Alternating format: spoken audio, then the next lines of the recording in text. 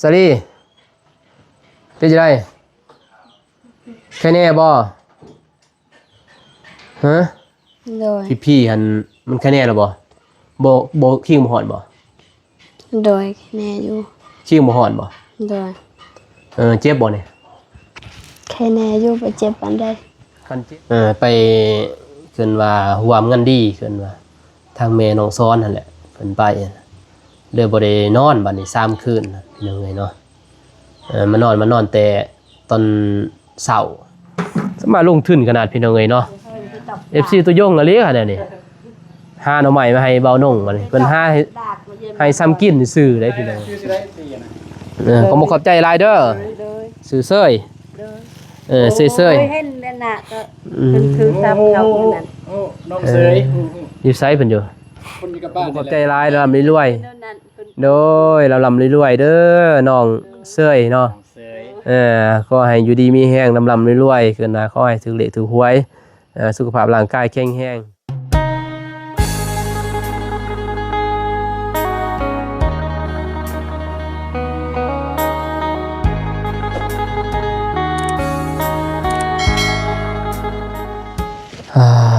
ตัวพี่น้องเอ๋ยเนาะเปิดภาพมากะสิไปหาน้องสาลีก่อนพี่น้องเอ๋ยไปถามข่าวทั้งน้องเพิ่นก่อนจริงใดแล้วสบายดีอยู่บ่พี่น้องเอ๋ยมาแต่ไสบ่เท้าตัดไม้ดอกแวะตัดไม้เฮ็ดหยังบ่เท้าสานกับผ่าสานกับเจาะอันแล้วอย่าทานซ่านกับผ้ากระเจาะนี่บ่โอ้เท่าโอ้ก็บ่อยู่เนาะอยู่ซังบ่มีไปเฮ็ดไปเลยพี่น้องเอ้ยเนาะจนย่างลังกดลังก่อล่ะไปพี่น้องเอ้ยเนาะบ่าวนุ่งก็สิเข้าไปหาทางน้องสลีก่อนไปถามพี่น้องเอ้ยเนาะว่าเป็นจังได๋แล้ว FC ก็น่าจะเป็นห่วงเป็นใยพี่น้องเอ้ยเนาะบ่ได้เห็นเกินว่าแต่บ่าวนุ่งมามื้อนั้นเห็นว่าสิสอนเศร้าหรือบ่พี่น้องเอ้ยเนาะพี่น้องเนาะก่อนอื่นหมดก็กราบทักทายสบายดีสวัสดีพ่อแม่พี่น้องเมื่อสู่สุคนเนาะบ่ว่าจะเป็น FC ฝั่งลาวฝั่งไทยต่างประเทศกันยินดีต้อนรับเข้าสู่ซอกบ่าวอนงคือเก่าคือเดิมพ่อแม่พี่น้องเอ้ยเนาะไปบ่อะไรอย่าห่างพี่น้องเอ้ยสิเข้าไปหาทางน้องสลีเพิ่นก่อนพี่น้องเอ้ยเนาะเส้นทางนี่ก็โอ้ยเนาะเปื้อนขนาดพี่น้องเอ้ยเนาะเอามาทิ่มแล้วเด้นี่ยังเปื้อนเพราะว่ามันน้ำมันไหลแต่เฮือนเดี๋ยวมันก็คือเก่าวันนะพอฝนตกมามันก็ไหลลงมาทางนี้นะจากเสียจังได้เห็ดหองลงไปทางพุ่นเห็ดให้ทางภูเขาเห็ดจังหน่อยแต่ว่าพ่นนี่ก็คือสิมดเดตี้พี่น้องเอ้ยเนาะเพราะว่ามันสิออกพรรษาเลยเพราะว่าฝนยังตกยังดินอยู่มาโน่งก็บ่สบายเจ็บคอจมลายจังหน่อย14จะว่าไปพี่น้องเอ้ยมากับเบาตูนเพิ่นมาเบ็ดก่อนน้ำในน้ำนี่บ่ได้อัดยังเนาะใส่อยู่บ่น้ำนี่โป้มนี่เด็ดมาใส่อยู่บ่แม่เท้าใส่อยู่บ่ยังคุณอยู่บ่โอ้ล่างเฮือนบ่นี่ทูข้างแน่บ่นี่ตีนขันได้อีกอะทูคือเก่าแล้วเกือบมาตั้งอยู่นี่อีกเนาะพอเท้าเฮ็ดสร้างบ่เท้ายังสบายเด้อแม่เท้าเด้อเฮ็ดสร้างเพิ่นเฮ็ดดังไผสบายดีพ่อเท้าสบายดีโดยโอ้เปิดแป้นนี่เนาะเห็นยังกินหั่นไข่กินข้าวกับไข่สบายให้บ่ตูนพี่น้องเอ้ยเนาะสบายเด้อบ่ตูนสบายดีเด้อเป็นไดสลีคะแนนบ่ยังนอนอยู่นอนคดอยู่หั่นนอนคดบ่ได้ไปห้องหมอบ่เอ้ยสลีเป็นจังได แค่แน่บ่ฮะสิไปอยู่บ่เวียงสิได้ไปอยู่บ่ออกมาได้บ่ฮะได้อยู่บ่บ่วินหัวบ่มือได้นั่นว่านนี่บ่มือนั้นเลยบ่หมดบ่มาแต่ตอนเช้าบ่หือ ตอนคืนเป็น3 โมง 3 โมงคืนไผถอดบ่เฒ่าเป็นบ่เพิ่นก็หมอน้อยบ่ ถอดเอง ถอดเองก็เป็นบ่ยากเนาะอย่าถอดอย่าที่เข้มพริกซื่อโดยสบายดีนะบ่าวน้องโดยสบายดีพ่อแม่พี่น้องและผู้ใหญ่ใจบุญทุกท่านและ FC ทุกคนหรือว่าอยู่ในลาวฝั่งไทยและต่างประเทศและคนอยู่ในบ้านก็ขอสวัสดีสบายดีเด้อเบิดสุขสุขคน น้อยกินแล้วยา กินแล้ว แต่ว่ามันเจ้ากินยานี่มันสิให้เจ้านอนแม่นบ่ โดย บ่กินยาดีไอไลน์เด้อ โดย พี่ๆหั่นมันแค่แน่แล้วบ่คิงบ่ฮ้อนบ่ โดยแม่อยู่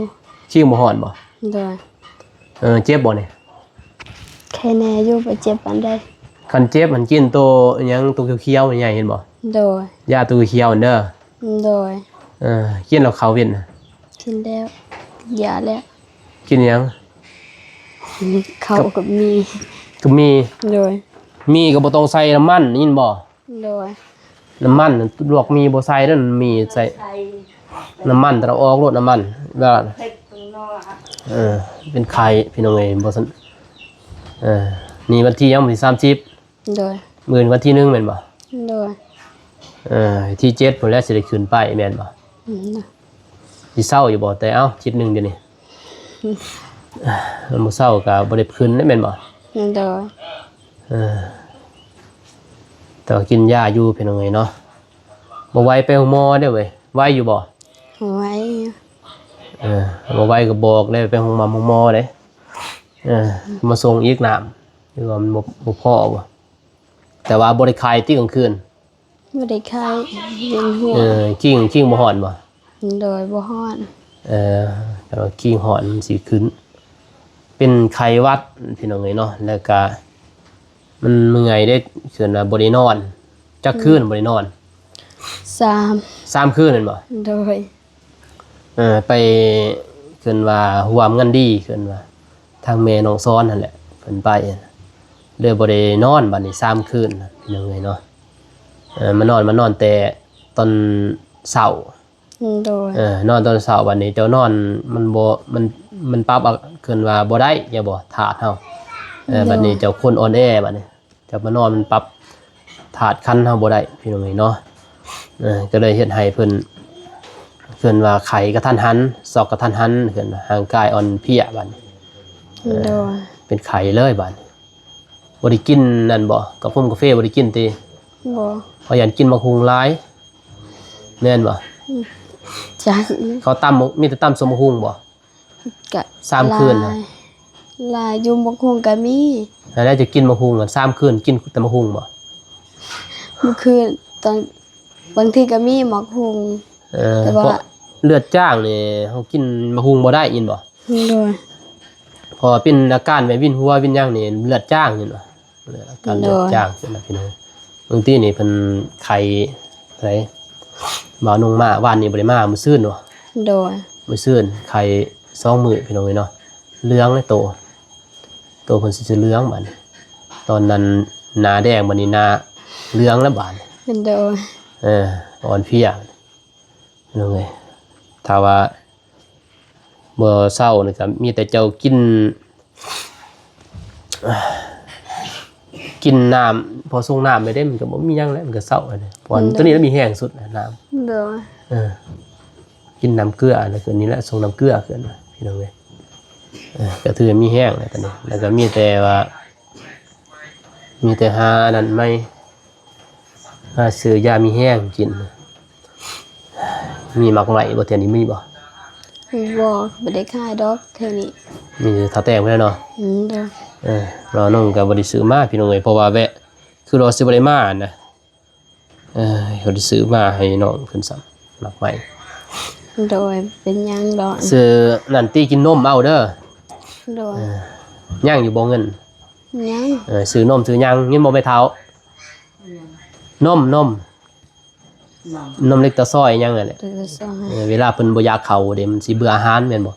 โดย จะบ่อยากเข้าอยากอยู่บ่เข้า บ่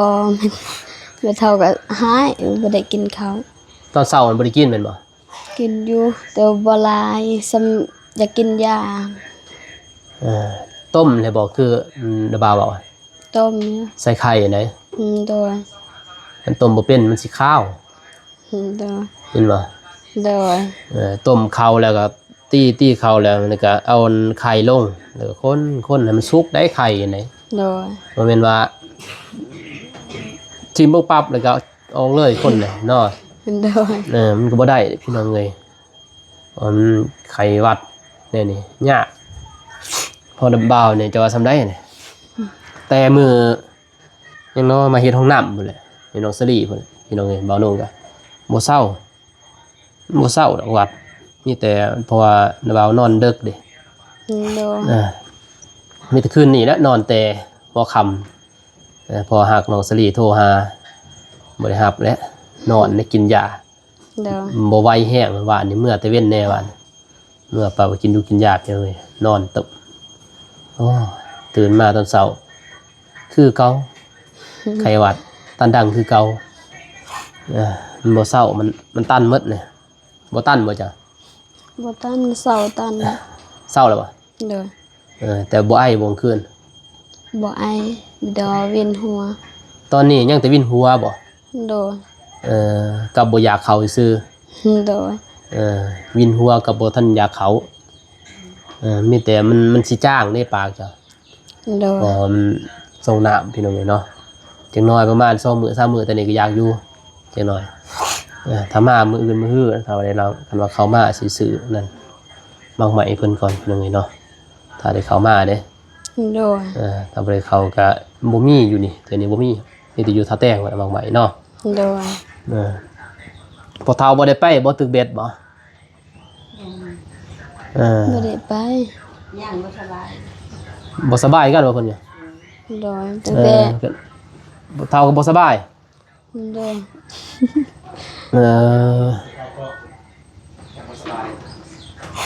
เจ้าก็บ่สบายบ่พ่อเฒ่าเป็นหยัง เจ็บหัวถึงวิ่งตา เป็นหวัดคือกัน บ่จักเรื่องพอไอบ่ได้ไอ เจ็บนั่นน่ะ เพิ่นเคยเจ็บบ่ นอกแต่อันนั้นนะพวกเขาลองอันนั้นผู้ตาย อ๋อเจ้าบ่ได้นอนเนาะเพิ่นก็บ่ได้นอนแม่นบ่ บ่ คืนเดียวพอตะบ่ได้นอน คืนเดียวกับเจ้าเฒ่าเด้ ตาเพิ่นจะเป็นอะไร คืนเดียว ฮะ คืนเดียวชอบแจงพวกเขาอยู่ อันกำลังมัดไม่กินกอกก็เตะต่อย ก็จะ หมูก็กะอัส ตัวนี้มันอันนั้นนะมันเป็นไข่ ตาตูบเลย จากมันจากมันตั้งสองบ่จัก ทั้งส่งแล้วเจ้าบ่ได้นอนเนาะ เด้อ อันนี้ก็กัน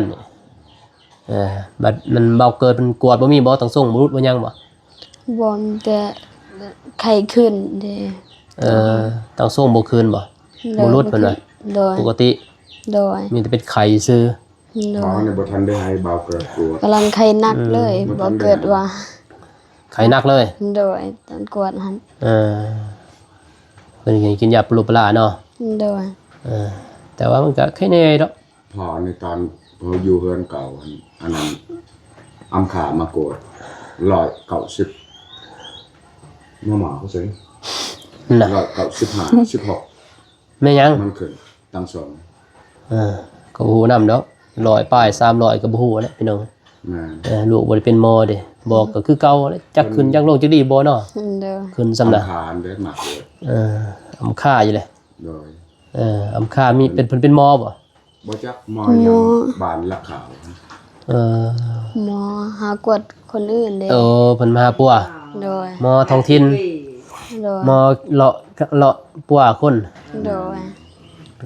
สมัยตะกี้นี่แต่นั้นแหละบ่มีห้องหมอเด้มันใกล้ห้องหมอเนาะ โดย แต่เดี๋ยวนี้ก็ถ้าว่าเฮาเจ็บแฮงเฮาก็ไปห้องหมอพี่น้อง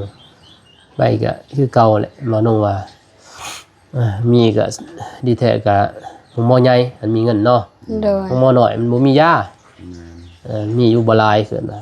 มีเงินเราไปหมอใหญ่เลิกกวดเซ็กดีๆดีเป็นจังไดเนาะแต่ว่าสิได้ไปอยู่ดอกเนาะ โดย อย่างนี่ สิได้คืนอยู่ดอกเนาะ โดย แม่โทรอยู่บ่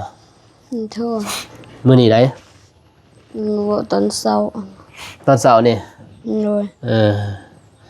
มีแต่อันเนี้ยบอกกับน้องห่างแล้วมื้อนึงเพิ่นว่าเพิ่นไข้แน่แล้วเพิ่นบ่ไข้แล้ว แต่โดนเด้อ เพิ่นเศร้าแล้วเพิ่นว่า โดย ไปได้แล้วเพิ่นว่าสิเป็นหยังมีแต่ซาลีนั่นแหละถ้าซาลีขึ้นได้ก็ได้เพิ่นว่ามีแต่สิบอกทางพ่อเพิ่นบอกทางฝากน้องซาลีพี่น้องเอ้ยเนาะถ้ามื้อใดดีแท้ก็วันที่7เพราะว่าเมสซี่เพิ่นมื้อใดบ่ได้ทำละเอียดบ่ ก็ มือออกพรรษา โดยออกพรรษาวันที่7แม่บอกให้ขึ้นที่5ก็ได้นะ นี่หาจะนอน โดยก็นอนคืนเดียวจักคือกันแต่ว่าแม่ว่าคันว่าเอาเลยกับมื้อเลยนั่นไปเอาเลยแม่ข่าวมื้อ4หันกับมื้อเลยนั่น ก็อยากให้เพิ่นไปเที่ยวนั่นแหละแม่น จักคือกันไดีแม่ว่านั่นโทรลินแม่นั่น มีแต่ว่านาบ่าวให้สมมุตินี่เมื่อเด้อเมสซี่เพิ่นซิกมื้อวันที่7เนาะ โดย มันมีที่7หั่นให้แม่นไปรับจะบ่มื้อมันจะขึ้นนั่นเด้ให้เพิ่นรับเอา โดยกัน รับเอามานอนอยู่เฮืออยู่ห้องแม่เจ้า โดย นอนหันปึ๊บบัดนี้ก็ห้องไกลๆก็มีติห้อง โดย ห้องไกลๆแม่บนเสาอันติมีบ่ โดย มีอยู่บ่ โดยนี่ แล้วก็เสาห้องเจ้านอนหันเจ้านอนกับน้องห้างห้องหนึงหรือว่าน้องสาวเจ้าอย่าไปนอนน้ำก็ได้ โดย เขาบอกอย่านอนน้ำแม่นอนน้ำเจ้าก็ได้3คนก็ได้ห้องใหญ่เติบแม่นบ่ โดย เพราะว่าเจ้าได้นอนคืนนึงเจ้าบ่ โดย คืนนึงหรือว่า2คืนก็ได้นอนเจ้าบ่ โดย นอน2คืนไปเที่ยวเด้เจ้าบ่มือตะเบียดนี่นอนคืนนึงเนาะไปฮอดปรับไปจะเมื่อยแล้วขี่รถในนี้ฮอดพุ่นก็4:00 นเนาะ โดย 4:00 นไปหาแม่ก็เมื่อยแล้วมื้อนั้นบ่ได้ไปเที่ยวแหละนอน โด เจ้าย บ่คืนตอนนั้นมื้ออื่นตื่นมาไปเที่ยวเหมือนเจ้าบ่ โดย เที่ยวมืดมื้อนั้นจนค่ำมานอนเจ้าบ่ โดย นอนมื้อนั้นมื้ออื่นออกตอนเช้ามื้ออื่นเมื่อเลยบัดนี้ โดย มื้ออื่นเมื่อตอนเช้าเอาจังมาฮอดนี้มันก็ค่ำเลยเจ้าบ่ โดย มันออกตอนเช้ามันสิค่ำก็เที่ยวพอดีคำว่า2มื้อมันค่ำประมาณ4:00 นออกไป โดย มาตอนแรงเอามาฮอดนี้มันจึงมาฮอดนี้มันก็จังอะไร7:00 นเช้า โดย 4:00 น7:00 นประมาณ7:00 นพี่น้องเอ้ยเนาะมาเฮามาฮอดเคยไปบ่เวียง บ่ ฮะ บ่ ให้สลีถ่ายรูปมาให้เบิ่ง บ่ เด้อประธานหลวงเวียงจันทน์ โดย สลีก็สิได้เห็นบัดนี้ไปสาดหลวงเวียงจันทน์ โดย ไปเบิ่งประตู2ประตูไส้พุ่นแหละ โดย ไปวัดแม่สีเมือง ไปขอพรเพิ่นอยู่หั่นไปบุญเฮ็ดสังเพิ่นว่ามีประตูไส้แล้วก็ไปตลาดกลางคืน โดย ไปเที่ยวแม่จะสู้อยู่เนาะ ฮู้ ตลาดกลางคืน ไปอยู่ ตลาดมืดเกิดเจ้าว่า โดย ในกลางคืนมันสิมันเกิดว่าเขาเปิดตอนกลางคืนเด้ตลาดมืดเกิดเข้มคลองน่ะ เข้มของ ไปเที่ยวอยู่หั่นแล้วก็ซื้อเครื่องซื้อหยังอยู่หั่นเด้ โด เสื้อย ผ้าบ่แพงอยู่ว่าไปซื้อเคยเข้าไปเด้ไปซื้อหยังก็บ่แพงเครื่องเป็นมีแต่พวกมีแต่เวียดกับจีนหลายเวียดลายสุดเวียดได้หลายคนลาวก็สิบ่หลายปานใดพี่น้องเนาะเที่ยวแคมป์พร้อมมีแต่สัมปทานมีแต่เวียดได้หลายแล้วก็ย่างไปฮอดนำคลองยามนี้มันสิขึ้นแน่น้ำยินบ่จะเห็นหมดแถวส่วนเจ้าอนุวงศ์ โดย แนมเบิ่งเห็นหมดแล้วโอ้งามเข้มคลองน้ำสิเห็นหมดเลยพี่น้องเนาะจริงจังสั่นเด้อ โดย เศร้าไว้ได้เว้ย โดย มีหยังก็โทรหาบ่าวเด้อ โดย กันว่าจะเป็นขึ้นพอสิโทรหาบอกเกิดเพิ่นให้มาเบิ่งหยังนั่นแหละ โดย เห็นบ่ถ้าบ่ไหวแล้วก็โทรเพิ่นมาเบิ่งพี่น้องเนาะก็คือสิแค่แน่ยกแนมเบิ่ง โดยคะแนน มีแต่กินหญ้าแล้วก็นอนแล้วก็กินตัวเขาและต้มแล้วคันบ่กินบ่กินตอนจังบ่ โดย เอาน้ำเขาเด้อกินน้ำเขากินบ่ไหวเลยกินน้ำมันนะ โดย สดตากออกมาสด2-3ถ้วยก็กินเห็นบ่ โดย ให้ประมาณจะกินเขาวได้ลายแล้วมันสิมีแห้งขึ้นมาเราบ่กินเขาวแห้งกระเตกพี่น้องเอ้ยเนาะแห้งในไฟ ถูก ไฟมาอาบน้ำนั่นแหละอาตมาสิกลับก่อนบัดนี้ โดยเดินทางปลอดภัย โดยกลับก่อนเด้อพ่อเฒ่าเด้อบัดนี้เด้อ ปลอดภัยเด้อ โดย แม่บอกอันนั้นตัวนี้เป็นบัตรมันสายเข้ากับแม่ดนแล้วเทิงเขาไปเลยก็เทิงพญาในต่อ แม่นยังเหรอฮะงงหมดตึบเจ้าแม่นยังเจ้าเว้า เอาเข้ากับแม่มันก็ดนเติบแล้วพญาในต่อนี่แหงมันเป็นอาการเทิงเขาเลยก็เทิงอันนั้นพญามาทุ่มเทใส่มอนจะตาย โอ้ยบ่ตายดอกพี่น้องเอ้ยเนาะ นี่แม่นคือ เล่นวัวทั้งเจ็บหัวเป็นอย่างเล่นแต่ มัน บ่สบาย อาการของคนเฒ่า แม่น เป็นของหุ่นทำยังมีแต่นอนพักผ่อนนอสลีเด้อนอนพักผ่อนแล้วก็ดีแท้กันย่ำแรงๆก็ย่างเลาะยินบ่นอนไล่ก็บ่ดีเด้อกินยาถ้าเฮานี่มันช่วงเฮาเบิ่งโตเฮามันบ่ฮ้อนแหละถือว่ามันช่วงแล้วเฮาก็ย่างเลาะแถวนี้แล้วย่างคันนอนไล่ก็สิวินหัวเด้อมันสิบ่เซาจักเทื่อ หนึ่งในวินหัวสองเนี่ยทั้งสองขึ้นเขาว่าน อนไล่ นอนหลาย บ่แพทย์หนึง อำคาได้บอก บ่แพทย์อำคา โดยมันจะย่างอะไรเด้อคือนี่แหละนี่คันเฮาเบิ่งเนี่ยมันเงาแห้งนอนแห้งฮ้อนนี่ดิแห้งนอนแห้งมืดเด้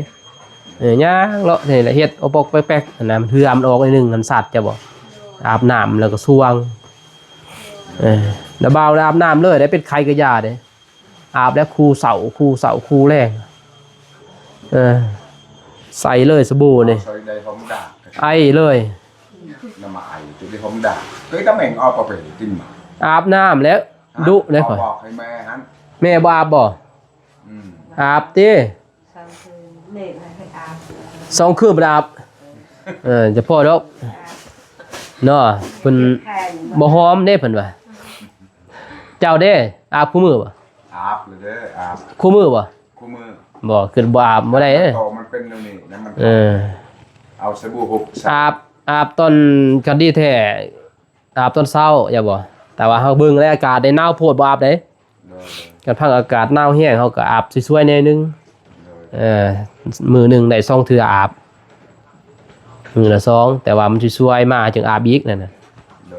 ย ถ้าอากาศมันเย็นคือมื้อนี้นี่มันร้อนแน่นี่บ่าวนุ่งอาบแต่เช้าอาบแล้วนี่กันอยู่เฮือนนี่อาบอีกนี่ซ้ำนี่มื้อหนึง3เทื่อ โดย ถ้ามันร้อนดิเดี๋ยวซะแล้วบ่าวกลับก่อนเด้อบัดนี้เด้อแม่เด้ออยู่ดีมีแห้งเด้อเช้าไว้พี่น้องเอ้ย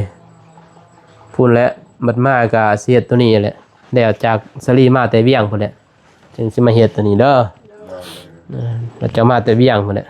โดย มาบ่ได้สเจลมาพุ่นแหละจึงว่าสิมาใหม่พี่น้อยเนาะมาเฮ็ด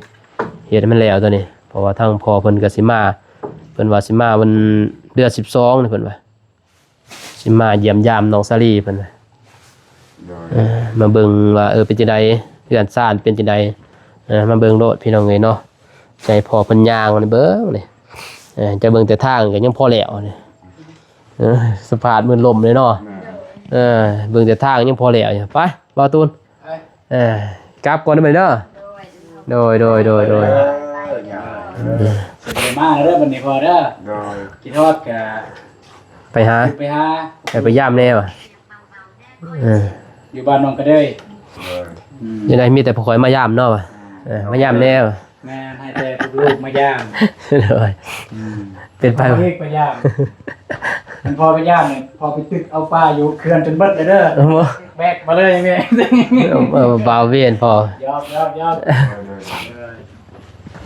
โอ้ย พวกลูกเก็บ ตลกบ่ไปพี่น้องเอ้ยเดินทางกลับก่อนบาดนี้ มาก ไป โอ้ยมาเฮาก็เมื่อก่อนแน่เว้ยเอามีเวียกได้อยู่พุ่นเนาะเฮามีเวียกเฮาก็เมื่อก่อนได้บัดนี้ไม่ยังแมงซ้ายคือเราไผ่ล้างจวกล้างยังหน่อไม้ใส่ไผ่ของน้องสาวโอ้เล่พี่น้องเอ้ยน้องสาวเจ้าบ่ให้เพิ่นเป็น FC ข่อยบ่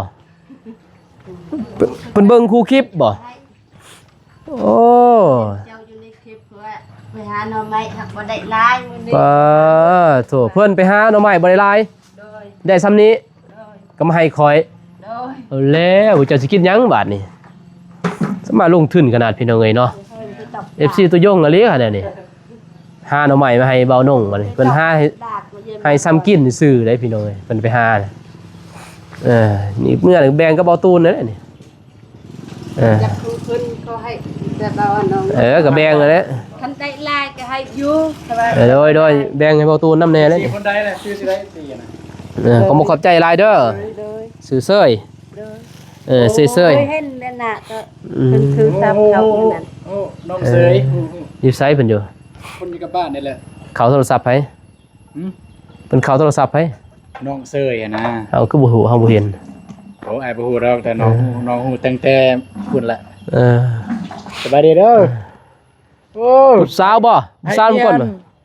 ให้เมียเจ๊กับผ้าตายแล้ว ผู้สาวนำก้นบ่ผู้สาวบ่ แม่นเมีย บ่